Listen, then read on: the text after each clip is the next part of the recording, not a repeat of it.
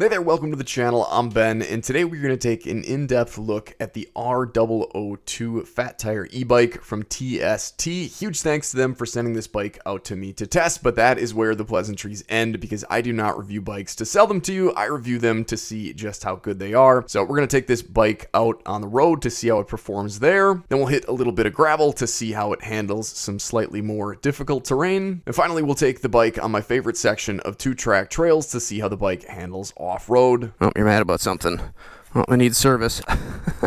Then at the end of the ride, we'll see how much range we get out of the battery and go over how the test ride went. But of course, before we can do that, we've got to get the bike unboxed and assembled, and TST does suggest taking this to a professional. I have put together quite a few of these bikes, so we're going to try my hand at it. But I'm, of course, not an e-bike mechanic, and I would definitely suggest following your owner's manual. Looks like the seat does not come attached. Ooh, and a little dirty, but kind of a cool cross-stitch looking pattern on it. You have a little bit of suspension up front, and that is on a dual crown fork, but we don't have any preload adjustments nor any damping adjustments. Doesn't seem incredibly stiff, but not super loose either. We've got a pretty heavy-duty looking frame, and inside of that, and attached to the rear swing arm here, is our rear suspension, HLT 100, rated for 1,000 pounds. But of course that's specific to the pressure applied to the shock, not to the bike itself. Tires are Chaoyang branded fat tires. They are fairly knobby, not all that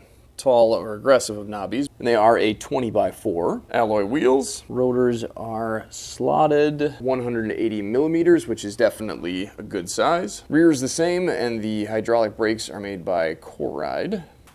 There's our battery. It's a 15 amp hour. A little bit hard to read, but there's the information on the battery. 48 volts, 15 amp hours. Looks like we've got an on-off switch next to the charge port here, and if we turn that on, you can see that it says that it's full, but of course that might not be 100% accurate, so we'll get it plugged in and charged up to full before we take it out. Let's see if we can find a charger in here. We've got kickstand that we'll have to attach, derailleur guard, tools, a lot of tools, fasteners, metal pedals here with some kind of small cleats on them, another little tool, and finally the charger, which is a different brand. I've actually seen this brand before. This is a 3 amp charger, so that should charge that 15 amp hour battery up pretty darn quick. Quick as in a matter of hours, not a matter of minutes.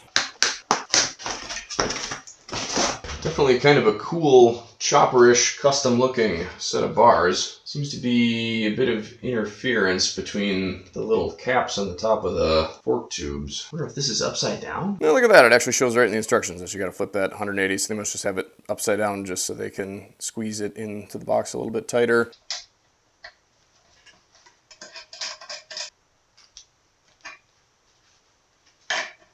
So with this flipped over now, there's actually a little bit of space between the bottom side of it and the top of the triple tree clamp. This bottom triple tree is actually just welded directly onto the fork tubes, which I haven't seen. Usually they're sort of independent and can be removed. The top side here is not welded on, and that's because this has to slide up into the steering neck. And then they've got to drop this top triple tree clamp on, and this one is actually clamped on here, but these fasteners were slightly loose, and I think that's probably not a bad thing because when you're tightening this fastener down, you're actually sort of sandwiching this all together. So I actually cracked these even a little bit looser. I'll tighten this first, then we'll get these two, and then finally I'll tighten these two up.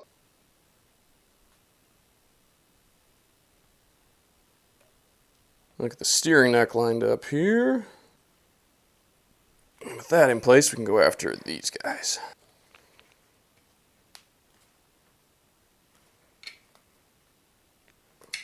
So there's the display. We'll fire that up in a minute. Grips are a somewhat medium, soft, rubbery material that do seem to have a little bit of maybe rust or something coming out on this side. None of that going on the other side. I feel like they should be fairly comfortable though. Nice feeling thumb throttle on the left side next to our controller. Fairly common 7-speed Shimano shifter. Coride master cylinders for the brakes. We definitely don't want to be squeezing this one until we get the rotor into the front brakes, but they are kind of a nice shorty lever, so that should be kind of cool. Looks like they've got some pre-applied thread locker on the kickstand.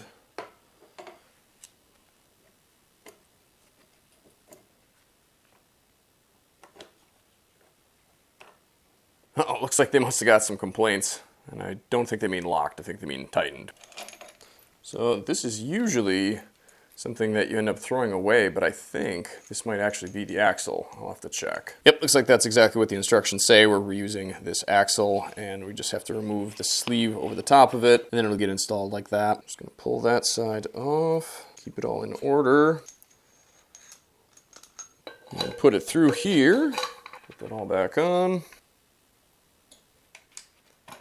Just got to make sure that the washer with the little tab finds its way into the locking hole there up top. It'd be nice if they'd give you more than 115, but I suppose this seems like it'll work.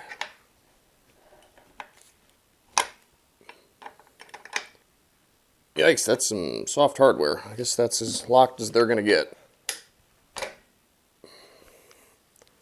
Maybe that's the tools.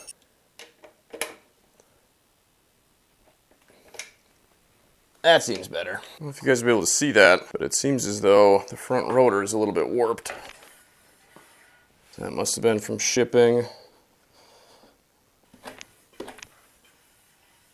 Wow, that's much better. It's a little bit hard to see, but there's the model number information on the 48 volt 750 watt nominal 1500 watt peak motor. Oh yeah, it is relatively tight on there.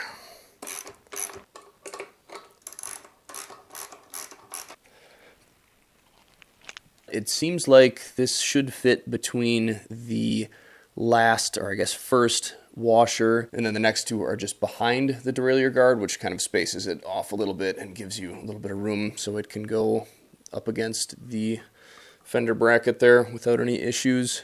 I haven't seen the headlight yet, so I'm betting that that's what's in here. Yep, there it is.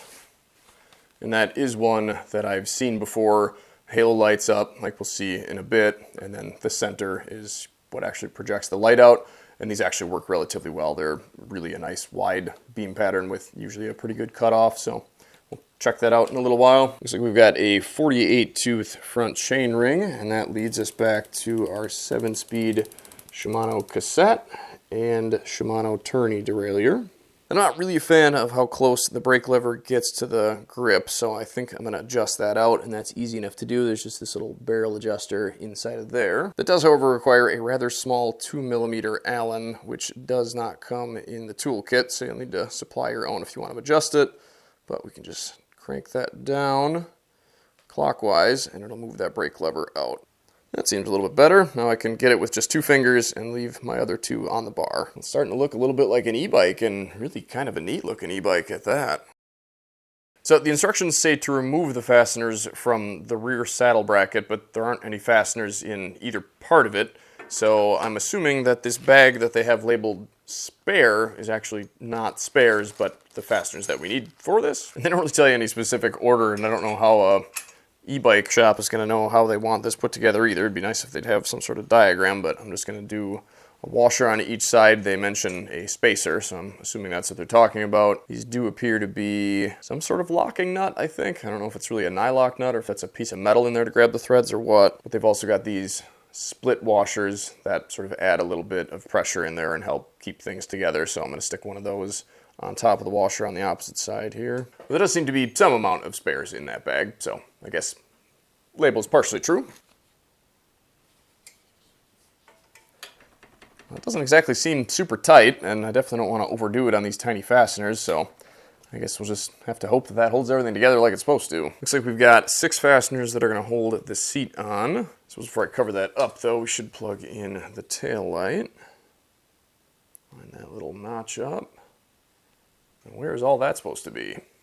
The instructions show 2 little catches like that, one on either side of the plug, but I'm not seeing anything on this side, so I guess maybe I'll just have to stick some zip ties on there. I think I'll wait till I get the seat on, and then I'll find a spot to kind of hide this under it. The instructions also mention removing the nuts that are on the bottom of the seat and then reinstalling them, but mine didn't come with any nuts on them, so I'm assuming they're just in that spare bag. It looks like I've got 4 flat washers left over, so I think we'll use those.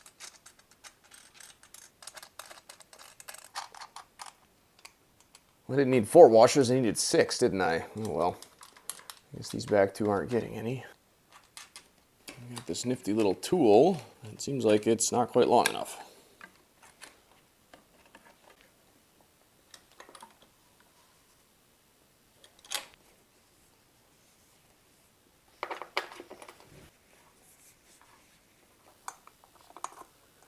Well, that is just about impossible. I'll use my Tusk T-handle for that.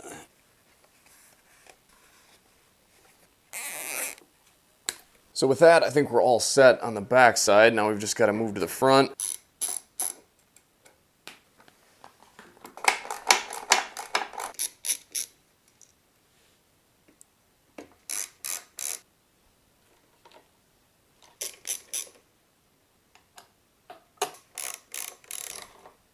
Checked a couple of the Phillips on the backside here, and it seemed like maybe they were a little bit loose. However, it seems like this maybe wasn't in the right spot, and now is just kind of free spinning in there, so that's not the greatest.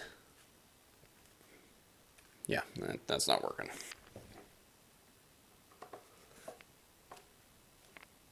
It's really always a good idea to go through and check all your fasteners before you go on any ride, so you never know what might have loosened up the last time. And of course, the same goes for the first ride as well. You never know how tight these got or if any of them loosened up during shipping.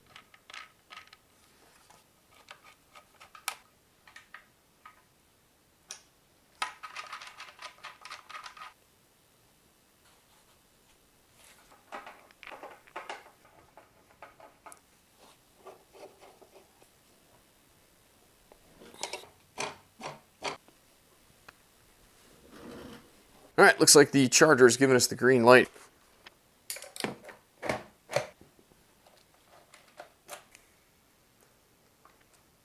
If I hold the power button down here, we should get the display on. There we go.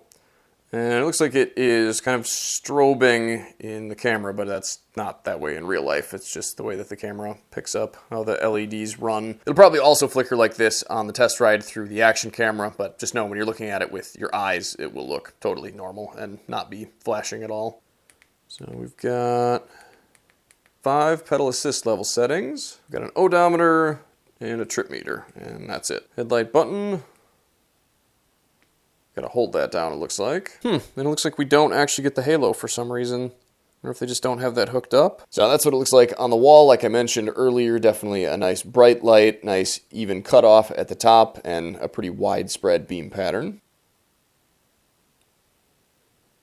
Looks cool, but really kind of a miss, I think, that they don't have that halo lit up. Definitely a cool looking bike, though. Taillight also seems like it should be fairly bright, and I would assume that it's also a brake light, which should be activated if I squeeze either the front or the rear.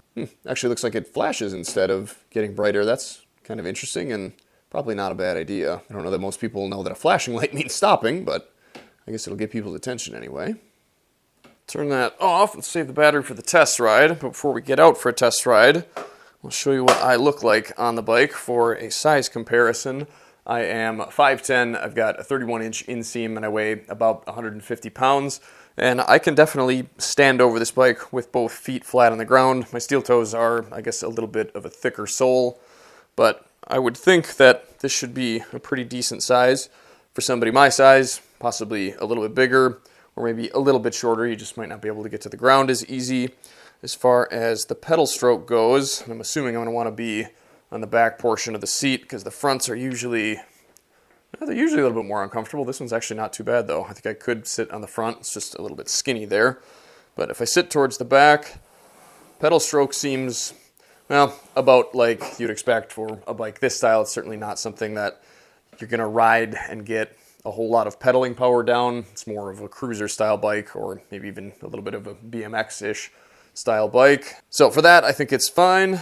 Handlebars definitely feel pretty good to me. Maybe could be a little bit higher. I might also want to rotate them a little bit further forward. As far as the suspension goes, front seems like it'll probably be okay. Might bottom that out fairly easily. The rear seems fairly stiff, though. Wow, yeah, incredibly stiff. Be interesting to see how that feels out on the road and the trails. Let's see if they've got that derailleur set properly. Yeah, doesn't want to jump off on that end.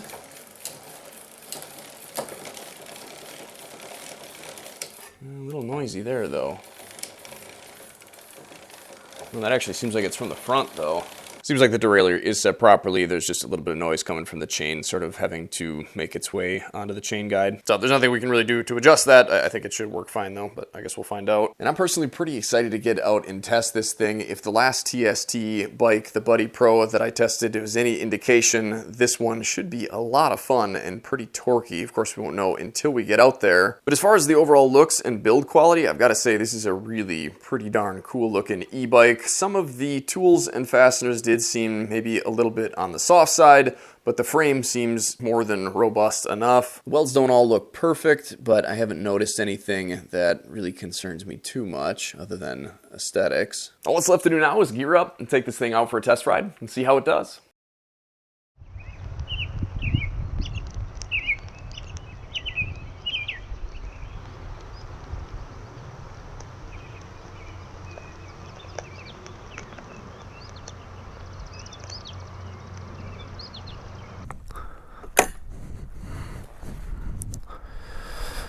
So the display is, well, visible, but not super bright in the broad day sunlight, but hopefully you guys will be able to see it. Otherwise, I guess maybe I'll have to call out our speed here.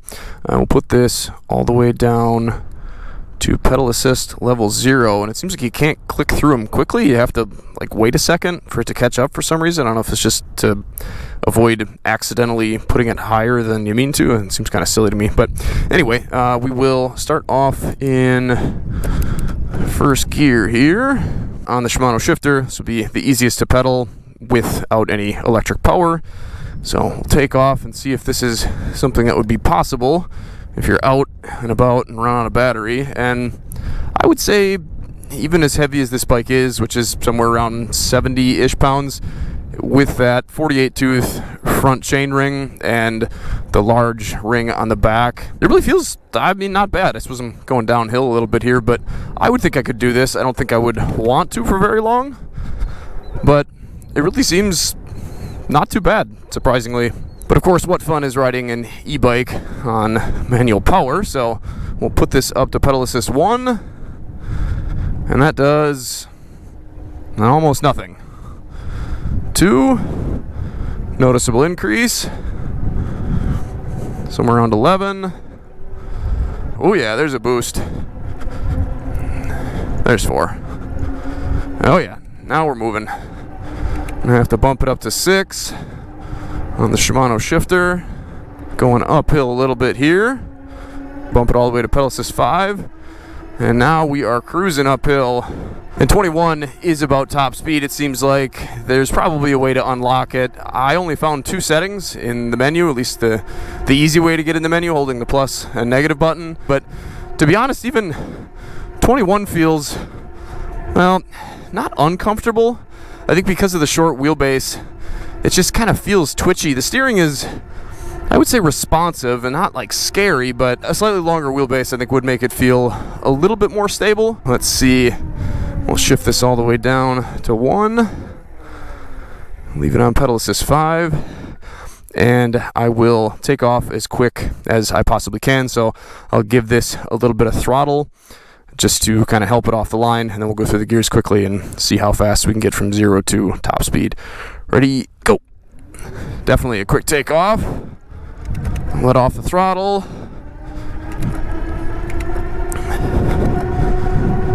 Oh, yeah, we're there already. Hopefully the camera caught it. Now it's 22.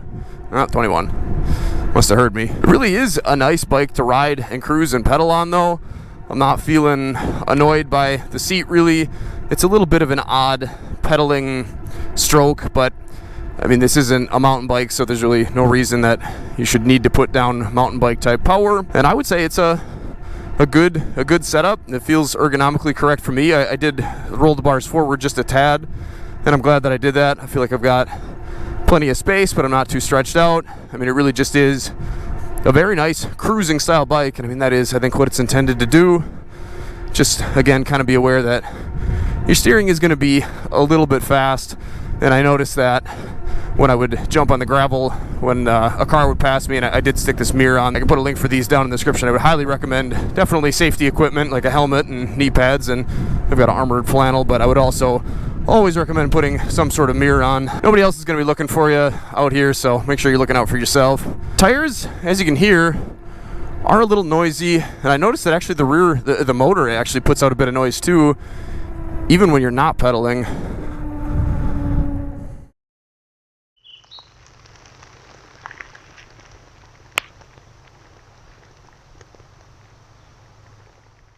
So looks like we've got 7.3 miles on, and we're already down 2 bars of battery. So hopefully we can make it back without having to really test how this thing does without any pedal assistance. But let's get moving here on the gravel. Oh, and I wanted to check if we knock this all the way down to pedal assist 1. Yeah, that is linked to the throttle. Some are not. This one is. So how does it feel on the gravel? Doable. Could soften up the tires a bit, I'm sure. Using the throttle, this thing feels okay. When you go to pedal, you're kind of moving the bike around a little bit more, and I think that just kind of makes it a little bit, I suppose you could put it in the right gear here, just makes it feel a little bit less like it wants to track straight, and then you're kind of introducing some of that wobble and odd steering geometry into the mix, and on the kind of looser gravel, it's rideable, but not the nicest thing that I've ever ridden on gravel, I will say that. Yeah, I don't know, that steering just makes me a little nervous. I think it's the short wheelbase and the kind of tucked in rake, and the rake is basically, I suppose we can stop and talk about it here. Oh my goodness, suspension is not exactly perfectly designed for this type of thing, but the rake is basically, if you were to draw a line straight up and down, it's the angle that the forks are kind of out in front of that at. So the difference between those two lines in an angle measurement would be your rake measurement. A rake that is stuck out a little bit more is going to make steering a little bit slower, and that's a little bit better for off-road riding. Tucked in rake is going to give you the quick handling like this has, but then it's going to make it a little bit nervous, especially off-road. Oh, look at this.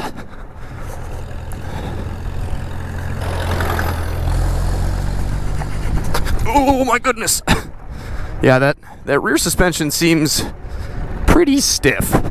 So if you're a bigger build than I am, that might be good for you. I mean, it's there, but it's certainly not really the same as the front. The front seems kind of very soft, which, I mean, that is kind of where, you know, you're going to take the biggest hit, but it's also kind of nice to have a little bit of cushion in the back.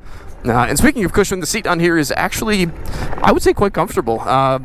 We'll see what it's like towards the end of the ride, but I'm pretty happy with it so far. Really have no complaints. It feels good. Not too soft, not too firm, not too wide, not too thin. It's a nice feeling seat. And as far as the pedaling goes, at top speed, 21-ish, with the 48-tooth front chainring in 7th gear, it is absolutely perfect to pedal. I don't feel like I'm really having to pedal hard to keep up. It really just feels good.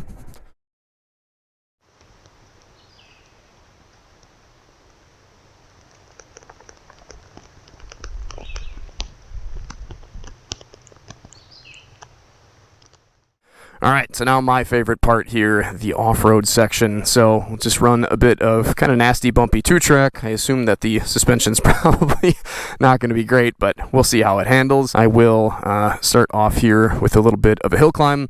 I'm going to try to avoid using the pedals and just use the throttle. We'll see how the 1500-watt peak motor does here. 750-watt nominal, though, of course. Ready?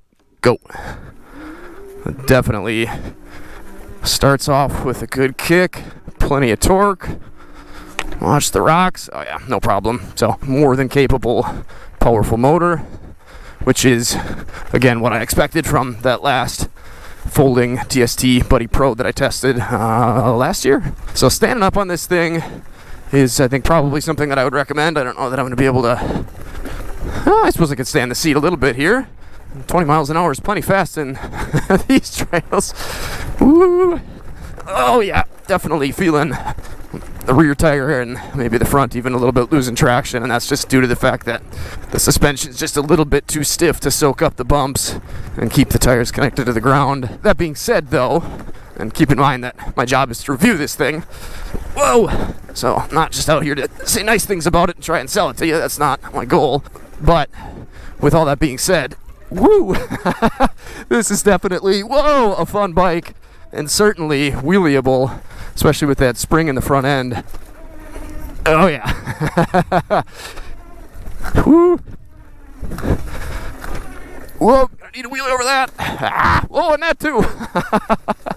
So certainly, like I said, not the ideal off-roader, but if you've got the skills and you don't mind risking losing it because of that quick steering, oh, these kind of short wheelbase 20-inch tire bikes are just a riot out here on trails like this. They've got to be my favorite. A mountain bike is certainly best for mountain bike trails, but especially if you're just looking to kind of romp around in the woods a bit, it's kind of like almost a cross between a moped and like a little, I don't know, I guess like 70s dirt bike. You just don't have to put gas or oil in it, and oh man, they are just a blast when they're torquey like this. I just love that. Such a fun bike. And that's where, again, I mean, it would be great if it would do 30 out of the box, but it's labeled as a class 2, so I mean, whatever. And for stuff like this, if this is what you're looking to do with it, you're gonna get a little bit shook up, but at the same time, having that kind of stiffer suspension makes some stuff a little bit more fun even, and the motor definitely seems like it has plenty of power. How many miles do we have on here? I should have paid attention. If that dips below half a tank, it's gonna be time to turn around, and hopefully it's a linear battery meter and not one that drops off towards the end. Oh, what do we want to do? Have a drink, I suppose. There's some nastier trails. Whoa! Gotta be ready to kill that battery. That really goes when you're on it, or once you're on it. Oh, come on. Embarrass myself. There we go. These trails are gonna be a little bit nastier. Wasn't quite sure I wanted to do this because I don't, again, want to have to pedal myself back. Oh! But we're out here to test it. We might as well test it. Yeah, okay, so for this part, now I'm getting a little bit nervous with the short wheelbase. Oop! Oh no, what's going on? What did that get attached to? Better tuck that away. Ah, beautiful day to be in the woods. Always a good day to be in the woods.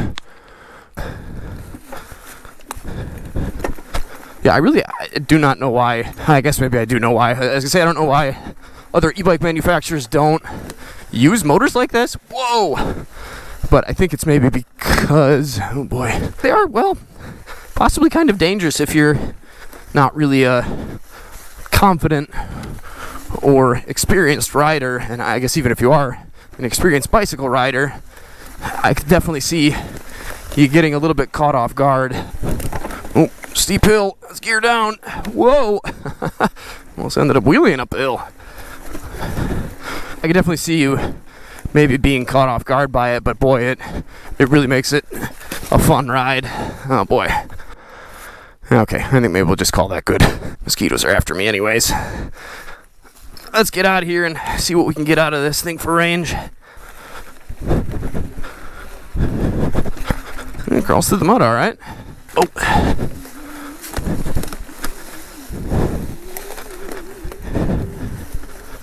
Yeah, I mean, it's kind of struggling a bit, but even without me putting in much pedaling power, boy, it really holds its own.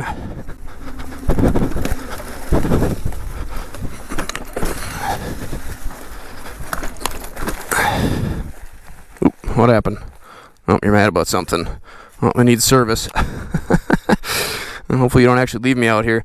Sometimes when you come down with the motor engaged, it will kind of trip something in there to tell the motor that it's working too hard. It's gonna possibly wreck itself if it keeps going, so it will throw a fault code like that. And hopefully, if you turn it off and back on,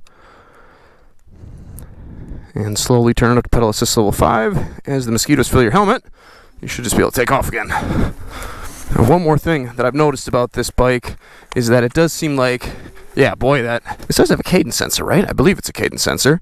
But it seems like you really, do not have to give it much of a pedal stroke to get it to go. Yeah, I mean, it kicks in before even half a turn. Yeah. So that's really good, as long as you don't accidentally give it a half a turn when you're absent-mindedly pushing on the pedals. Woo. Yeah, certainly not a bike that I think I'd want to sit and travel on trails like this for very long anyway. Definitely going to shake you up a bit. You really need your legs for that extra bit of suspension, if you can't tell in my voice. So it's not really a comfy two-track cruiser, but a fun, responsive two-track cruiser. Woo! If you're into that sort of thing, for sure. Probably be a lot of fun in an urban setting as well. But, whoa! Definitely will handle this type of thing as well. Whoa! As long as, again, you don't mind that kind of stiff suspension. The front, I suppose, has kind of bottomed on me. Maybe a little bit here and there. But, I mean, as long as you're transferring your weight properly, you can certainly avoid that. The back, I think I do wish was a little bit heavier, but like I said, if you're somebody that weighs a little bit more, you might find it just about perfect. And you can, of course, at a cost, swap out the components. Both of the front, you'd have to do the whole fork setup. Whoa! The rear would just be a matter of swapping out that 1,000-pound spring. I really should have hit one of those. Ah, well. Oh, yeah, we got to get out of here. Down to half a tank. Or less than half. Should probably quit it with the wheelies. What fun would that be, though?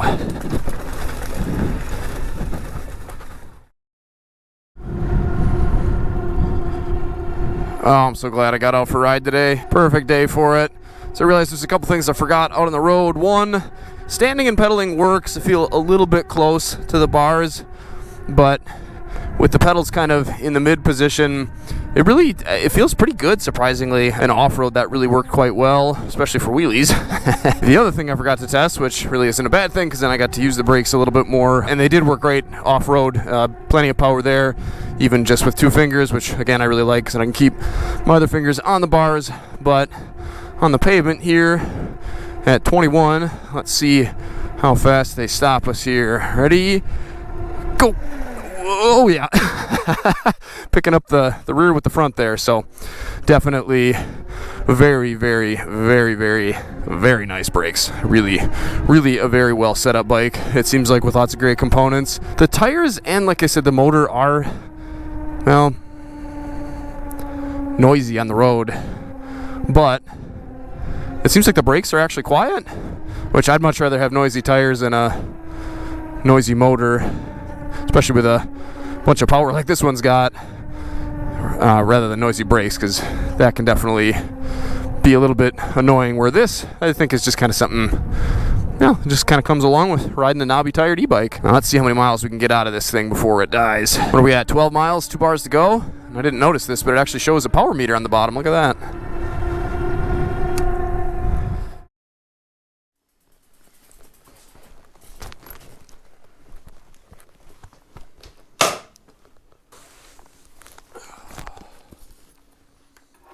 Well, that was an absolute blast. I think that is the most fun that I've had on a bike off-road in, oh man, a long time. This thing just is so much fun. It's torquey and quick and nimble, a lot like the TST Buddy Pro was. This one just felt a little bit more solidly built, I think. That one was a folding bike, where obviously this is a steel tube frame, so that sort of makes sense.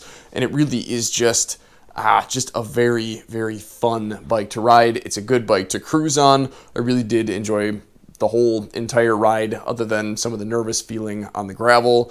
But it really just is a bike that works great for a lot of different things. It is, I would say, pretty comfortable. I did start to feel the sort of sides of the seat, and I don't know that it was actually even anything hard. I don't know, I suppose it is. You kind of squish through on the sides a bit, and I could sort of feel that. So that made it a little bit uncomfortable just right towards the end. Turn it on, we can check what we got for mileage here. So that's the trip, which resets automatically.